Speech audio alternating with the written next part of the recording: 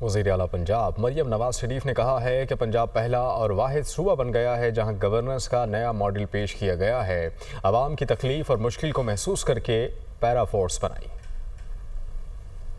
آج پنجاب پہلا اور واحد صوبہ بن گیا جس نے گورننس کا ایک نیا ماڈل عوام کو اور اپنے ملک میں پیش کیا۔ بہت جلدی ہم وہ قانون لا رہے ہیں کہ بیواؤں، یتیموں اور بے بسوں کی زمینوں پر جو ناجائز قبضے ہوتے ہیں اور اس کے لیے علیحدہ عدالتیں بنا رہے ہیں کہ جس کسی کی زمین پر قبضہ ہے 90 دن کے اندر اندر اس کا فیصلہ ہوگا انشاءاللہ۔ پیرا کا قیام کیوں عمل میں لایا گیا؟ کیوں پیرا کی ضرورت محسوس کی گئی؟ کیونکہ میں نے عوام کا درد، عوام کی تکلیف، عوام کی مشکل کو محسوس کیا ہے۔